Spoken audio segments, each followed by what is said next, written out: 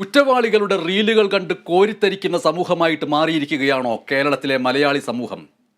കുറ്റവാളികളുടെ റീലുകൾ ഇറക്കിയാൽ അത് കണ്ടിരിക്കാൻ ധാരാളം പേരുണ്ട് എന്നുള്ളത് കൊണ്ട് കുറ്റവാളികൾക്ക്, ഗുണ്ടകൾക്ക്, രാഷ്ട്രീയത്തിലെ ക്രിമിനലുകൾക്ക് എല്ലാവർക്കും കയറി നിരങ്ങാനുള്ളതാണോ റീലുകളുടെ ലോകം? തൃശൂർ തേക്കിൻകാടിൽ തീക്കാറ്റ് സാജൻ എന്ന ഗുണ്ടയുടെ റീലുകൾ കണ്ട് ഹരം പിടിച്ച പയ്യന്മാരടക്കമുള്ളവർ അവിടെ ചെന്നു ചേർന്ന് ജന്മദിനം ആഘോഷിക്കാൻ ചെന്നു ചേരുന്ന അവസ്ഥ. തീക്കാറ്റ് സാജന്റെ റീലുകൾ കണ്ട് ഹരം പിടിക്കുകയും മഹാത്മാഗാന്ധിയോട് താല്പര്യമില്ലാതെ വരികയും ചെയ്യുന്ന ഒരു സമൂഹം വളർന്നു വരുന്നതിന്റെ ഉത്കണ്ഠ ആർക്കാണ്? ഷുഹൈബ് എന്ന് പറയുന്ന വ്യക്തിയെ കൊലപ്പെടുത്തിയ കേസിലെ പ്രതിയും രാഷ്ട്രീയത്തിലെ പശ്ചാത്തല വിവരമുള്ള വ്യക്തിയുമായ ആകാശ് തില്ലങ്കേരി നിയമലംഘനമാണ് എന്നറിഞ്ഞുകൊണ്ട് തന്നെ ഒരു ജീപ്പിന് രൂപമാറ്റം വരുത്തുന്നു. എന്നിട്ട് ആ ജീപ്പിൽ കയറിയിരുന്ന് സീറ്റ് ബെൽറ്റ് ഇടാതെ നടപടിയെടുത്തോളൂ എന്ന് പറയുന്ന രീതിയിൽ നമ്മുടെ പൊതുസമൂഹത്തിൻ്റെ നെഞ്ചത്തുകൂടെ വാഹനം ഓടിച്ചു പോകുന്നു.